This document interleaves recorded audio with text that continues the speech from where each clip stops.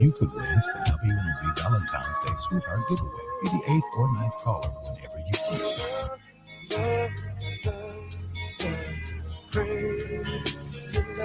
You'll have a chance to win 2 tickets to see Mr. C.O. Wilson III's play, Grubman Needs Love 2, Saturday, March 22nd. How about 2 tickets to the 12th Annual Milwaukee Blues Festival, 2 tickets to the Milwaukee Auto Show, a $100 gift card to Red Crab Seafood Restaurant on Lover's Lane, a 60-minute massage from Sandy Soothing Hands, a Valentine's Day flower bouquet from Carter's Creations, and a box of chocolates. So stay tuned. Your chance to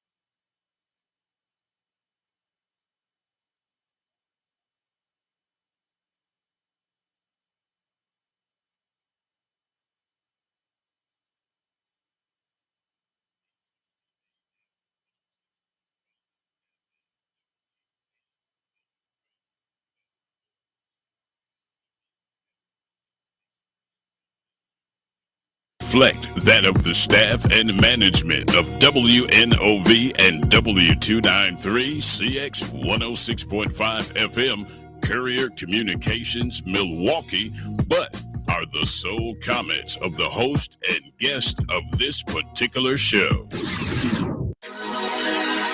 Hey. 1, 2, 1, 2. Here we go. It's my time to rise. It's my time to shine. It's my time to live. It's my time to fly. It's my time. It's my time.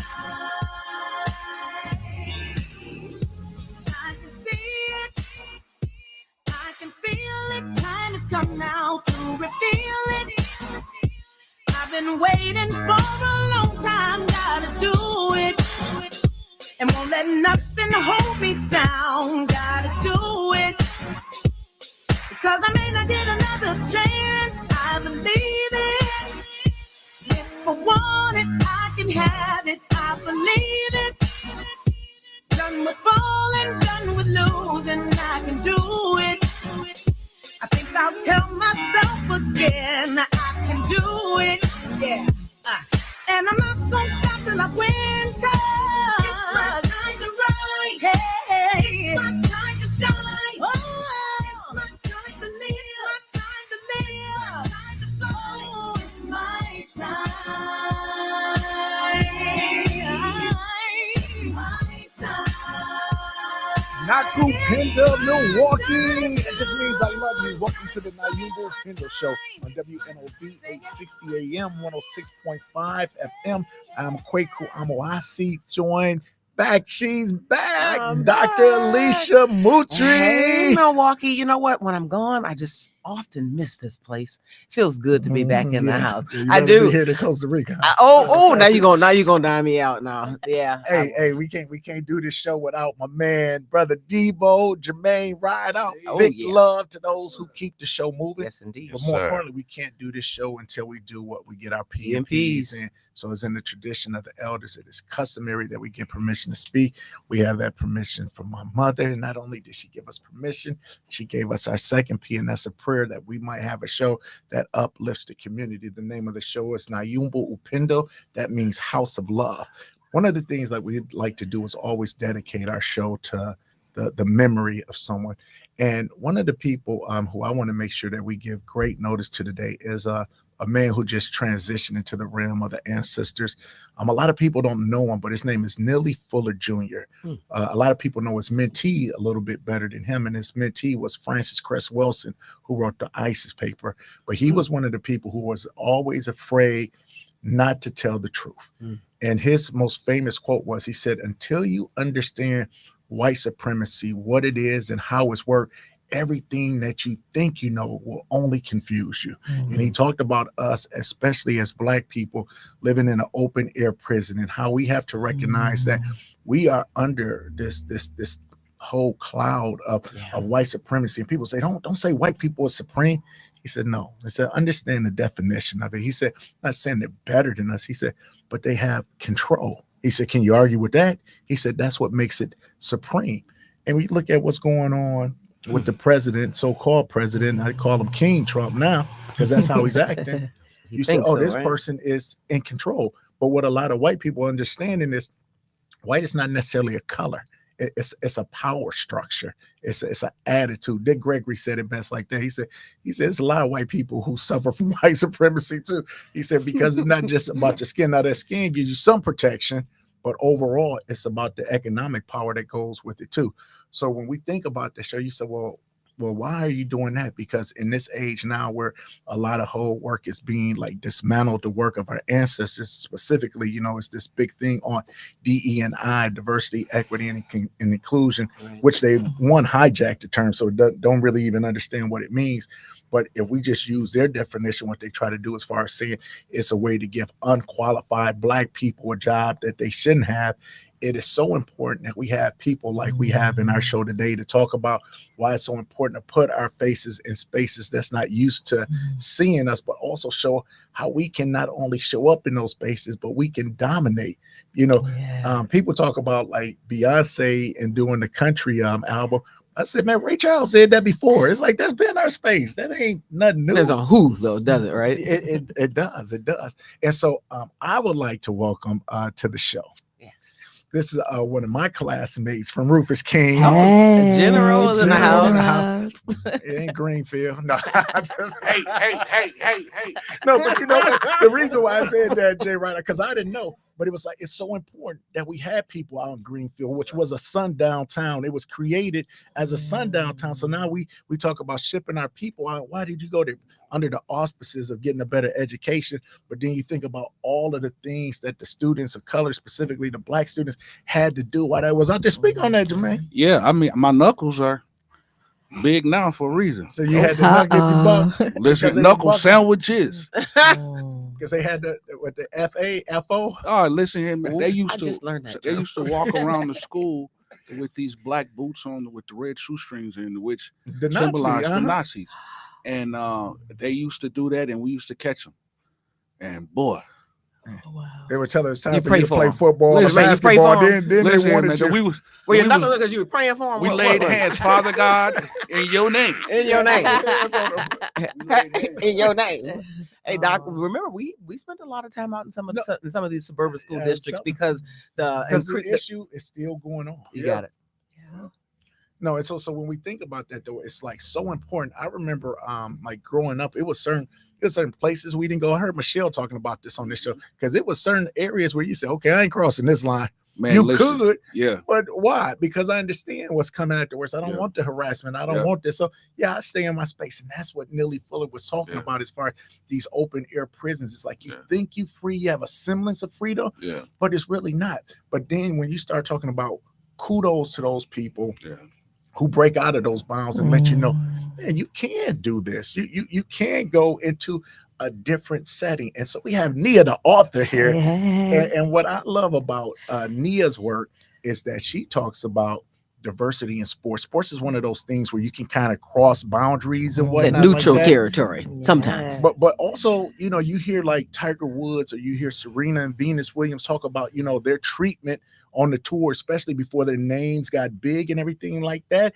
And it was horrific treatment, the stuff that they had to go through. So when we get our children, well, I don't even want to I don't want to like interrupt what she's going to say and whatnot like that. So Nia, welcome to the show. How you doing? Hey, Milwaukee. Hey, house. Hey, I'm in the house. Yeah. Before I get into my question, this is where Dr. Moutry is the best. She always goes into letting the people understand who you are as a person. She gets the questions to kind of dig in deep. So tell us a little bit about like who is Nia? Of course. Where'd you grow up? I know. Hey, Milwaukee. I actually went to Sherwood for middle school, and I took a bus. I took the yellow bus, and then afterwards I was on the city bus, getting all the way from downtown Milwaukee down over to Sherwood on the bus before going to Rufus King. So shout out to King Generals. And I'm an MPS grad, so I'm proud about that. Beautiful. Hello, hey y'all. And an HBCU grad from Tuskegee. Hey Tuskegee. From Sherwood to Tuskegee. Yes, I man, a lot of it has to do with my parents. Shout out to my parents, mom and dad. Hey y'all. A lot of it, they were born in Chicago, and grew up, in a time where we had to have movement. So my first earlier education years were at the Shule Wawa Toto, which was the school for kids or for kids of color that my parents and their friends formed that had all Black educators and all people of color running the school, all children of color. It was so exciting to be part of that. And when I look back, it just, I felt like, I told a friend the other day, felt like I was in Wakanda before there was a Wakanda, because here you are growing up with all of your educators being people of color with their head wraps and their afros. And it was a lovely time. Wow. I just want to backtrack real quick. So you mentioned Rufus King, you mentioned Tuskegee. Did you play sports in any of those areas? I didn't really, to be honest. No, I was kind of a nerd. I was into the books. Now, Rufus King, I did maybe softball and did a little bit of cheer, but really, I didn't get into sports until I was an adult, really, to be honest with you. It was a way for me to get fit and clear my mind. When I think about COVID starting, the first thing I did was went for a run. Just imagine people talking about the things shutting down and closing in, and you didn't know what was going to happen. And my thing was, you know what? I'm just going to go out for a run, enjoy, being outside. It's something about after coming from that run, I knew that everything was going to be okay. It just something about being athletic and getting your body moving kind of changes your perspective and changes, things in your mind and just kind of levels you a little bit. So it has been a journey of both healing for me to get out and run or bike or do whatever as an adult, as a way for me to clear my mind. Yeah, that's so interesting because I know a lot of people that actually did the opposite during COVID time. They kind of stayed in. They didn't focus on being fit. They got into food and did the opposite of like really just trying to care for their bodies during the real COVID-19. Yeah, like seriously, a lot of people talk about that. A lot of people talk about that. So that was, you're saying, was the start of you getting involved on a sports level, or really kind of like getting yourself athletically? No, I think when COVID hit, I was already being athletic. So I was, shout out to Black Girls Run Milwaukee, shout out to Black Girls Do Bike Milwaukee. So I was a shero under Black Girls Do Run, Black Girls Run, organizing rides for ladies all across Milwaukee. Hey, and then even for Black Girls Do Bike, organizing bike rides all across Milwaukee. Just fun times with the ladies, even going, doing bikecations. When Black Girls Do Bike celebrated their anniversary, I was there, and it's amazing to see Black women from all over the country on their bikes. And I just thought about all, the cost of the bikes, the cost of the trip, the cost of all the gear. And people say that we don't bike. I'm telling y'all, there's a whole market of people who, that people are not reaching because they don't think that we're doing it. Right. And so, that's part of one of the reasons I wrote my book, so that not only our people, but others can see us in spaces that you typically don't see us. So if I can just do one more question. Yeah. COVID sort of got you started with, you were kind of doing some exercise and some running before. I'm curious, when did you start writing? Oh, so writing actually started COVID too. Right prior to COVID, shout out to Melva Henderson. She did a program called SOAR. And through the SOAR program, you started to kind of analyze what your purpose is. And so, what's your purpose? Her name is Nia. My name is Nia. I am a Kwanzaa baby. I was born on the 5th day of Kwanzaa, which is Nia. I could have been named Kuji Chagalia if I was born a couple of days earlier, but my name is Nia. So yes. Hey. So she had a SOAR program for women to explore their purpose, and through that program I realized that I wanted to do something positive, and that started me on my writing journey. No, what I love about it is because, and we're going to get into your series of books, but you've been skiing for over 20 years. Yes. And I want you to explain to us, how did your parents, who were so Afrocentric, say, you know what, we about to get on this white snow where we know it's not traditionally a black space, but we're going to make it our space? Well, the thing about being Afrocentric, it centers you to be whoever that you want to be, and have the security to know that you can walk into places with your head held high without worrying about anything. And so that's what I always thought about Wakanda, because, when you were surrounded by people of color, and you grow up like that, you have that pride that you can walk into any room feeling like yourself. And so it didn't matter that a sport like like skiing wasn't for us, but I'm gonna tell you, it was for us. NBS, shout out to NBS, National Brotherhood of Snow Sports. They help to sponsor kids to go to the Olympics, and they have the most amazing party. If you have not been to a National Brotherhood of Skiers party, y'all are missing it for real.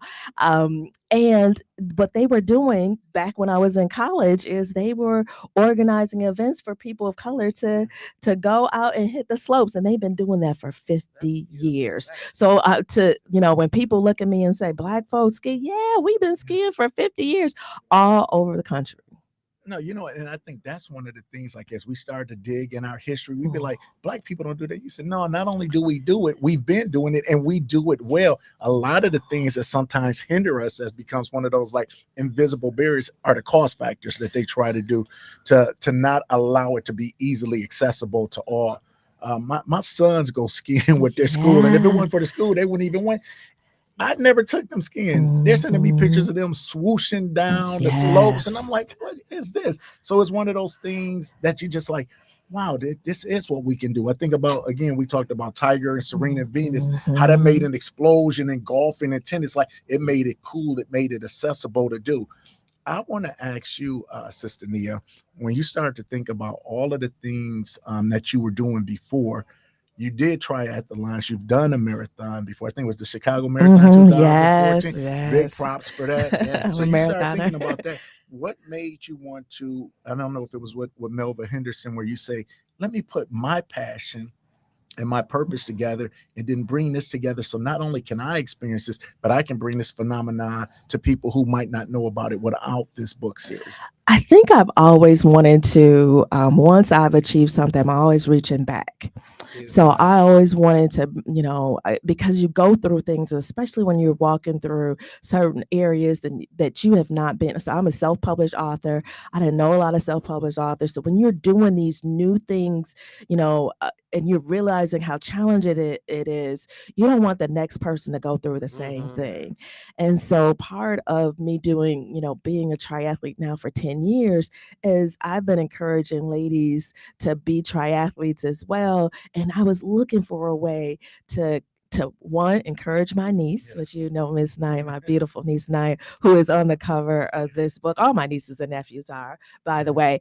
I wanted a way to encourage people without me physically being there, right? So books is a great avenue to encourage people when you're not there. But also when I started to do the research that showed the lack of representation in children's books, it made me mad. It made me really upset, because basically it showed that we did not have representation in children's books. It showed that there were more books with ghosts and goblins and, nothing against princesses and dinosaurs, but we need representation in books, something that's real. Thank you. And so that really lit a fire in me to write my first book and started the series. Hey, listen, you're listening to Nyumba Upendo on WNOV 860 AM 106.5 with Nia Oboate, also known as Nia the author. We're going to talk about her Exploring All I Can Do series on the second end. If you're listening, I want you to listen well, because we're going to give you some ways in which you can speak with Nia and also ask her some questions about it. But more importantly, get us invested in areas that we need to be, because sports and movement is so important to our mental health. It helps in ways in which we can stay out of just going to traditional therapy, but into ways in which we can help ourselves in ways that's also fun without some of the stigma attached. So keep listening to Nyumba Upendo, WNOV 860 AM 106.5 FM. We'll see you on the other side.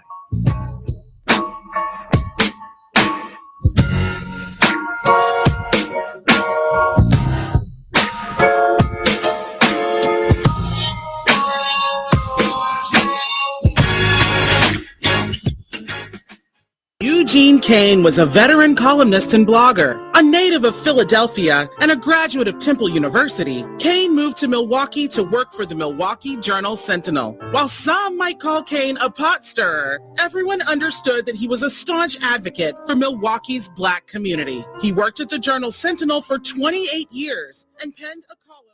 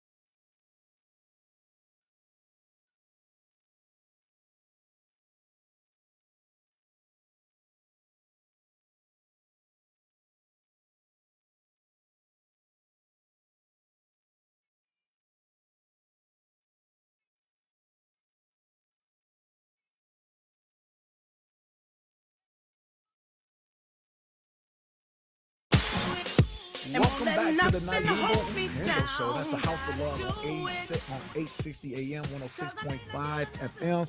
I am here, Kweku Amawasi, with Dr. Alicia Moutry, and we are here with Nia, the author. We are talking about her Exploring All I Can Do series. And if you've been listening or weren't listening in the first part, she talks about all of these sports books from non-traditional sports that we need to be involved in. So, Nia, the first question I want to ask you is probably like the easiest one, but why the Exploring All I Can Do series? So I started with my first book was I Am a Triathlete. Now, when you started it, did you know it was just going to be one book, or did you know it was going to be a series? I became an author by necessity. Okay. So when I started the first book, I wasn't even thinking about a series. I had been a triathlete and just wanted to encourage my niece to do the same. And then when I saw those statistics that we talked about previously, it just lit a fire in me to do that. And so I did a crowdfunder. I did a Kickstarter where my goal was to raise $5,000 and I raised $16,000. Come on. And I was just like, wait a second, there's a market here. There's something here. See, those Kwanzaa principles coming back. But the seed was planted, and who knew what was going to bloom? Who knew what was going to bloom? He knew. He knew. That's the So God definitely knew. So I had a talk with God. I was like, well, God, what'd you want me to do? And so my favorite phrase, Bible phrase, is I can do all things through Christ that strengthens me. And so my series is exploring all I can look do. at that. Oh, I love Philippians 4:13. Yeah, so that's what he gave me as my series, because I was like, I was gonna do I am and all of that, but Minister Nia. Yes, indeed. Yes, indeed. And so the series is about us really exploring all that we can do within Christ, within sports, all the things that hold us back. And so I started with that first book, rolled it into the series. And then, of course, since I've been doing skiing for over 20 years, I had to do the ski book. And so some of my other interests. Yeah. Oh, yeah. And I love to know also the artists for the books. The books are gorgeous. Oh, yes. So it was a journey. Obviously I'm self-published, which means that I am responsible for coordinating the illustrator, coordinating the editors, finding the printer. I had to learn. Yes, I was intentional. So my brand is that not only are the books showing characters of color, they're written by a person of color and they are illustrated by people of color. And so like my ski and snowboarding book is illustrated by a young man out of New Jersey who does murals. He is a fantastic muralist. My triathlon book is a illustrator out of Montreal, and then this he is out of England, is a black, and you can find them all on my website. And I do not gatekeep my illustrators. I want them to work because this AI is a little challenging. Everybody think they can illustrate it, and so there's some artistry that goes into my series. I'm looking at it, and it's funny because when I see fencing, you don't think about that necessarily as black people, but my son plays the violin. And so there was a movie out on Chevalier. Yeah. And so they were showing him play the violin, but he was also this great fencer. And they talked about like the combination with it. But when he saw that, he was looking at it like, oh, like this is something maybe I could do. Maybe this will help me play the violin. So seeing movies like that, books like that, I mean, I know you've probably gotten a lot of feedback from parents who have seen the benefits. What's some of the things you've heard from different various teachers, parents, things of that nature? It has been exciting. So, you write a children's book thinking, you want to inspire children. Yeah. But my series have not only been inspiring children, but adults, particularly adults who felt, have not seen themselves in these spaces. And, when I go out to vendor or sell my books, it has been amazing to share with parents, with educators, with adults to say, hey, I took fencing last spring here in Milwaukee, Black folks. Wait, hold on. We're at in Milwaukee. Yes. In Milwaukee. There is an organization that teaches fencing over by UWM. It's a church, and on their lower level, they teach fencing. They put you in the full gear, y'all. Full gear on the first day. What, $1,000? No. I believe it was $80, and you get 7 weeks of lessons. Oh, so that's just about just a little over $10 a lesson. Look, well, all we gotta do is look. Yes, and they put you in a full uniform, and it's a workout. Yeah, full like mask, everything, and it's for all ages. No, you know, all ages. I'm gonna say, well, this is the thing, because obviously getting to work with the Olympics, that was one of the sports, like in one of the buildings where I was at in the village, and watching them do it. But then it was people that looked like us on the team too, and having success. So when I see that, I know your books not only get a chance to reach different people, but you got a chance to have your hockey book like sponsored, or not sponsored, but promoted by National Hockey League. Yeah, it's featured on the National Hockey League. These books are going just past Milwaukee, it's been a crazy journey. It's been a crazy journey. I sent my book to Peter Westbrook. He is the first Black Olympian in fencing. And so he say that name again for Black Peter Westbrook. And he sent me a personal note back, and it was so sweet about enjoying my book. And then I haven't even posted on my website yet, but I was able to get the founder of the National Brotherhood of Snow Sports to autograph my book. He is the founder, and he is a Hall of Famer, first Black Hall of Famer. Him and Ben Art Clay and Ben are they're founders of the National Brotherhood of Snow Sports, and they are the first Black Hall of Famers in ski and snowboarding.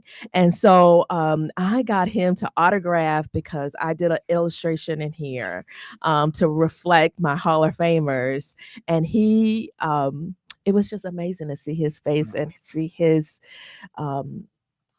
reaction to the book. Yeah, so here are my Hall of Famers in the book, and so he got a chance to autograph the book and meet him. So I need to dig into the book, because I want to make sure we get this on here too. What I love about her books, and you appreciate this, Dr. Moutry, as an educator, she has vocabulary, and she just calls it fun words, so fun keywords in there. So there's like ways that you can build off of this as a curriculum, specifically for teachers who are looking. It's not just a book where you say, okay, we're going to read it, which is good for literacy and things of that nature, but it builds into actual curriculum writing. How can you use these words in your own story and what we do? And I think I love a book that keeps on giving, because one, it introduces you to new words, breaks them down, but makes it fun as far as the learning component. And I have teacher's guides. I have teacher's guides that go with each of the books. So educators, if you want to also include some. And I know these are all over MPS, right? Come on, MPS. I need y'all buy my books. Right. Well, I was going to actually, what I was trying to do, my question was going to ask of that. They look beautiful, but I was going to ask you to take us through a journey from the inside of the book. Does it give us an opportunity to have a fictional story through it? Does it give some educational components of each of the sports, and then the vocabulary? That's exactly where I was about to go. So give us a view of the inside of one. Yeah. So when I did the series, once again, they are fictional books, and although they are target different sports, I wanted to include relationships in here. I wanted to include themes of peer pressure or facing your fear, real life stuff. So although they have sports on the cover, or a sport on the cover, they have real stories on the inside. I wanted people to see a relationship of African American parents exploring a sport, like here in fencing. So that was important to me. And also, all on the inside of my hardcovers, I wanted to have an African pattern. So all of my books have an African pattern that has little, this one has fencing, so it's a little the fencing, So very I wanted to be intentional about what I provided. I wanted to be quality. I wanted to be something that could be classic, given some of the AI and other stuff that's going on, that people said, these were artists that put this book together. When I look at your books, what it reminds me of is on the Cosby Show. He had worked with Dr. Alvin Poussaint because they wanted to be very conscious about the artwork in the Huxtable's home, the different people that came on, the different things. And so when you see artwork, almost like when you watch Good Times and you see that classic painting, it's different things with visual symbolism that sticks in your mind. And when I see your books, I say it's like Black excellence, and it's all types of, I don't want to say hidden messages, but just like these gems wherever you go. And I think what I love most about it is from a psychological standpoint, when we talk about sports and mental health, we say sports has so much on your mental health, but not just that,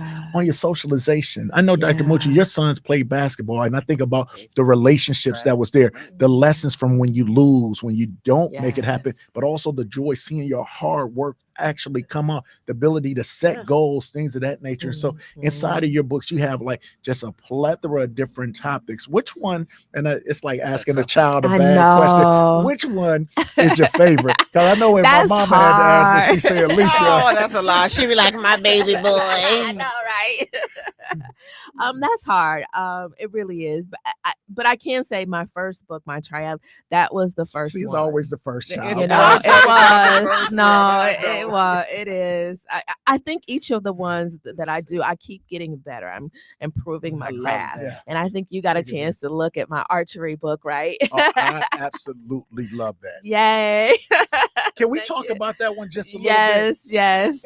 And so what we have triathlon, we have snowboarding, we talk about fencing, and now we're getting into which one? Archery. Okay. Yes. We talked about hockey a little bit, but we'll come back to that. Let's go with archery. Though. Yes. And so what I found while I, been going out to visit and meet customers is I wanted to have a young man, a Black boy on the cover.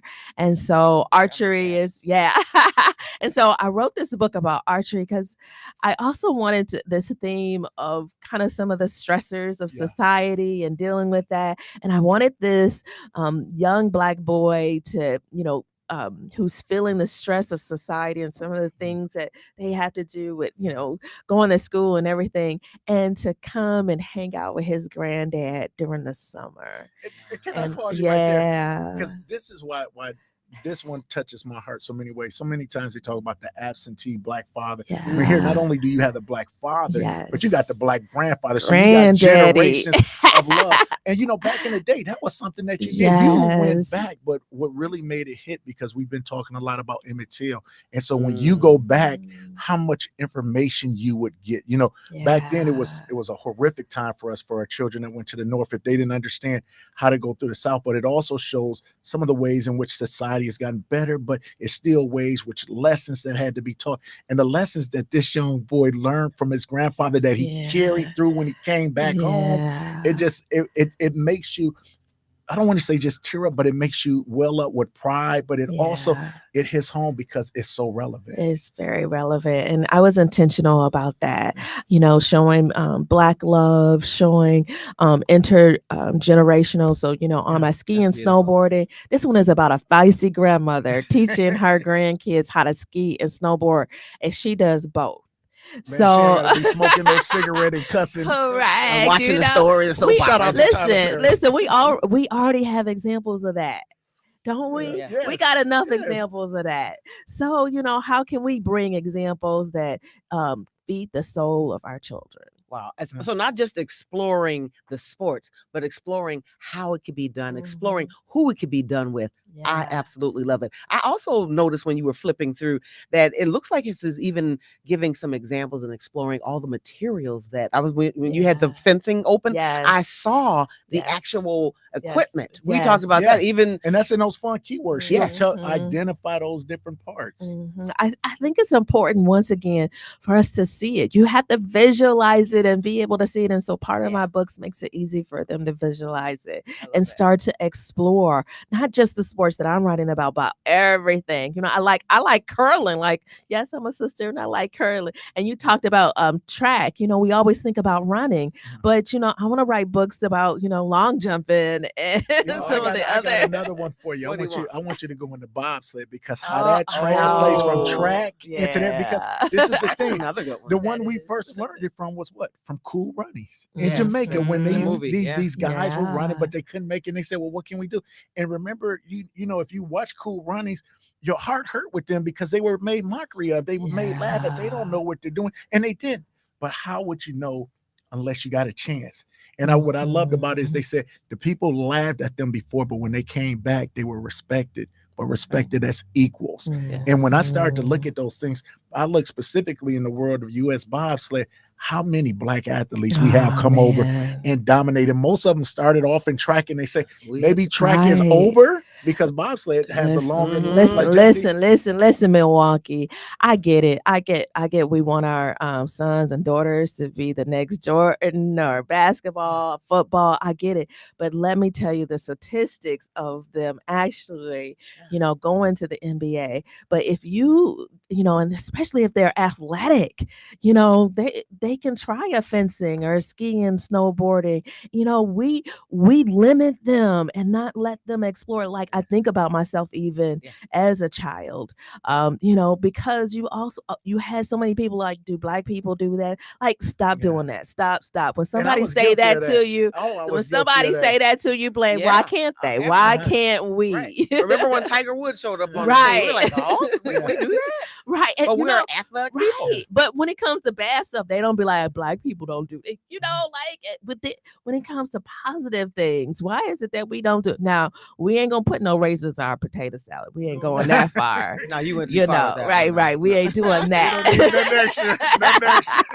But there are so many things for us to explore that, oftentimes, I often tell this story as well. Shout out to my dad.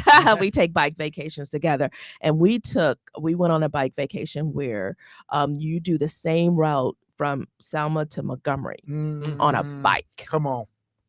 And you do the same route the marchers took. Wow. From the bridge to Montgomery. And it was when is it during the same time of Bloody Sunday? Like, is it around the anniversary time when everybody meets at the Pettis Bridge? Or? No, it's not. But it happens annually or semi. It happens annually. So they'll do this. How many miles is that? It was 50 something, I believe.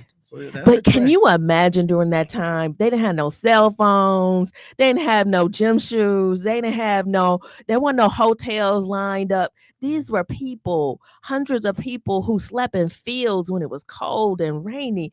And so my dad and I did that route on our bike, and it was powerful for me. But what it made me realize is that my dad would have never been able to do that with his dad.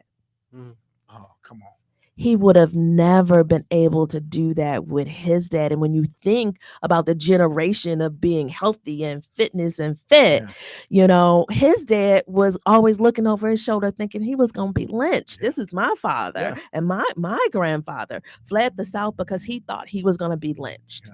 And so, imagine that. And trying to be athletic, trying to ride your bike and have fun with your son, you got other things on your mind. So when I think about that, it was such a privilege to do that with my dad. I just think that we're in such a time as this that you're able to do that with your kids. And why aren't we exploring more of what we can do instead of limiting ourselves? No, I think of that, and it makes me proud to see what you can do, but then it also makes like these red flags go off about what's coming down the pike when we look at the political turns and things that's trying to be taken away. How can books like this help to encourage inclusivity in other places, help to welcome people?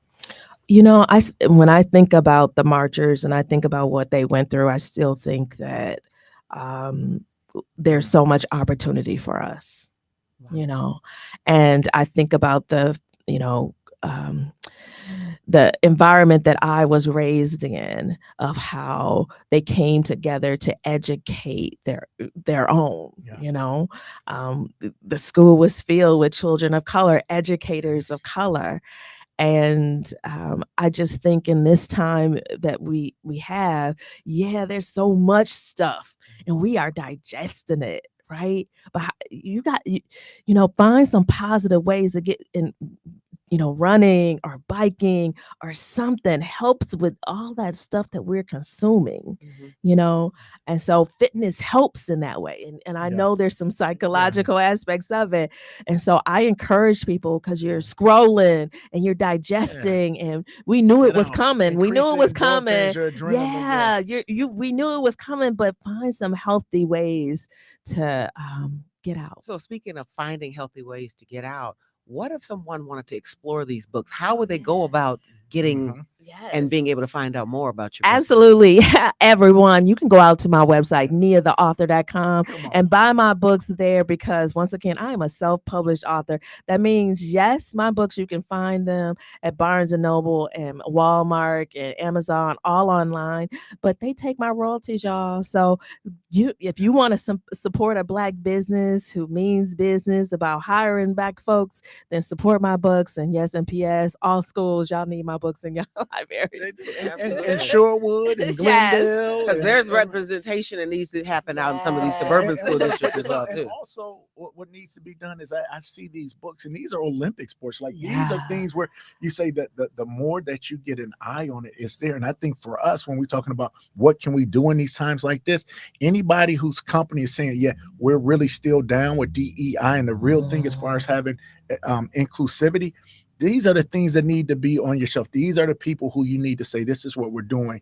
Again, like working in the Olympics, we do a lot with Paralympics. And so when people think of DI, they don't think about that space of being for those who are not as able-bodied and whatnot. I don't want to say disabled, because they're more able in some ways. If you watch the Paralympics, you'd be humbled by some of the it was an archery guy that didn't even have an arm. He did all of it with feet and everything like that. But when we see that, it's like, I tell people, if your video don't match your audio, Nancy Yarborough always used to say that all the time, when your video don't match your audio, I don't care what you're saying. So if you're talking about, we're still going to be inclusive, these are the places, specifically anybody who's working in the school system, anybody who's working with sports, these are things that we need to have. You know what that music means.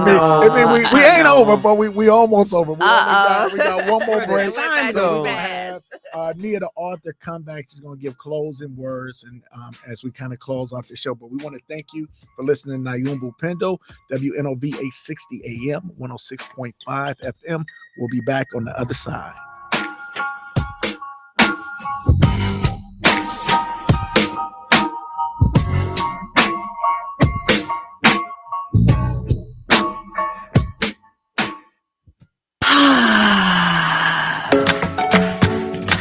Breathe easy this season, knowing you're fully protected. Flu and COVID-19 cases in Milwaukee County are rising, with peak spread typically occurring in February, according to the Wisconsin Department of Health and Human Services. Protect yourself by getting your 2024-2025 flu and COVID-19 vaccines. If you're 65 or older, boost your immunity with a second COVID-19 vaccine 6 months after your seasonal dose. Call 414-999-1099 to get an in-home vaccine from Health Connections, or find a location near you on healthymke.com. No insurance? No problem. Call 414-999-1099 to get an in-home vaccine from Health Connections, or find a location near you on healthymke.com. Milwaukee County Aging and Disability Services wants you to risk less and do more. Christopher's Project presents A Night of Romance, a Valentine's Day concert this Friday, February 7th, featuring the Project All-Star Band with guest vocalist Sandra B. and Ty with Damon Rose. This special event will take place at Brownsville Kitchen and Lounge on Dr. Martin Luther King Drive. Tickets are $20, doors open at 7, and the show starts at 8 p.m. Celebrating excellence in our community.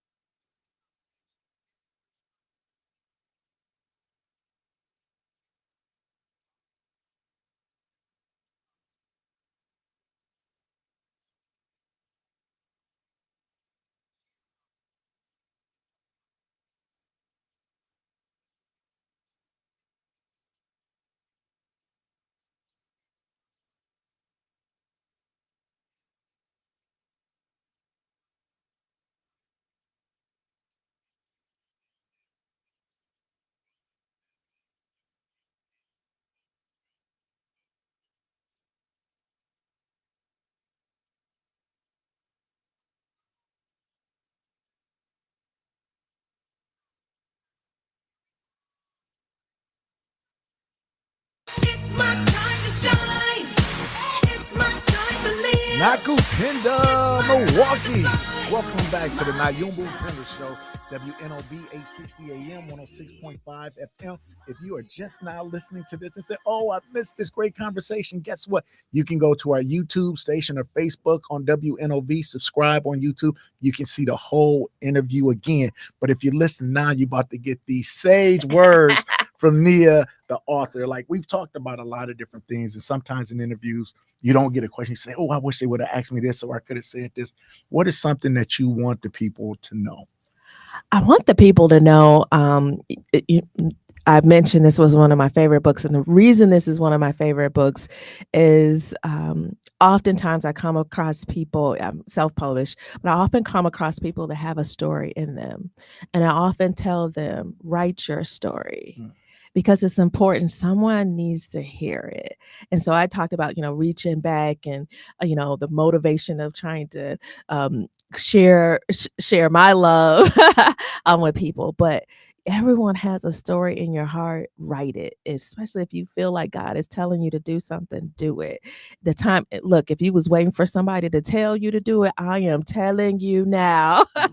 Write that story that's in your heart. So yeah, got your walking orders. And as I sit here, this is my very first time meeting you, and this energy is just overwhelming here with this young lady. And so you talk about exploring all that you can do. I know, based upon what I feel from you, you've got more to do. What's next on decks for Nia, the author? It has been so exciting. I think he touched on it. My hockey book was on the National Hockey League's website. My triathlon book is on the U.S. Triathlon's website. It has been an amazing journey for me. And so I do have the archery book. You can pre-order that archery book. And I'm just excited about making collaborations with businesses so that we can sponsor schools to have a fencing book, and the U.S. fencing is going to be here in June. So there's no reason for us to have kids get the book and go out and see the actual Milwaukee is going to sponsor it. And then a triathlon in August, the USA Triathlon is going to be in Milwaukee in August. So there's no reason for us not to read the book, get inspired, get our kids out here so they can see and try something different. I love it. And I didn't expect you to say, I was thinking you were going to tell me about the next part, but I like this even better. You've got 5 books, and now we're saying, how do we maximize this? How do we leverage these books? How do we get them in the hands of the people that need to have them? Yes, I know. I love the plan for you. Yes. Go to my website, niatheauthor.com, buy my books. And yes, if you are an organization, school, or teacher, and you're looking to get more Black books on your bookshelves, reach out to me. The time is now. If you want to support a Black business, a female business, and not just Black and female, but it's good. It's excellence in all of that. Yes, and what I want to say is this: it's like, because I love your books. I love the meaning behind them. I think it brings strength and confidence to all of the people who read them, not only the young people. But during Black History Month, you always talk about Martin Luther King, Rosa Parks, Harriet Tubman, Malcolm X. Shout out to the ancestors. We appreciate and thank you for everything you've done. But it's so many other heroes that we do not give light to. I worked for the Wisconsin Badgers, and one of the teams I worked with was women's hockey, and they won a national championship one of the times I was there. I didn't have a lot to do with it, so I ain't bragging on it like that. I'm just saying they won it. But on that team, we had 2 sisters that were African-American females. Yes. And so when I see them working in the USA, like protocol training camps now, when I see them at UW, what they did, what they meant, just that power, seeing them on the ice. I took my daughter to a game because I just wanted her to see it was different things that was could that be Layla? done. Is it late?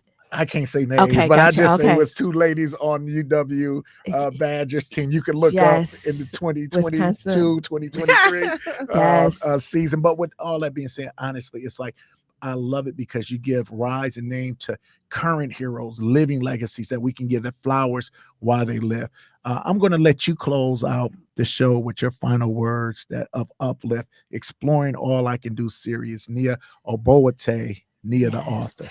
All right, Milwaukee, I'm giving you orders. Go and explore something different. Go and explore hockey or fencing or skiing. There is an Ebony Ice Ski Club. Join them. They have the longest and first ski club here in Milwaukee. And there's so many avenues for you to explore. And so don't let your limitations or people put you in a box of things that you can do. Because we can Let's do all more. things. We can do all things. And NiaTheAuthor.com. What can I say? We'll see you next week. Oh, that's the Valentine's Day show. That one's gonna be hot. Nyumba Upendo. All love, baby. 8:60 a.m. Nakupenda, Milwaukee. See you next week.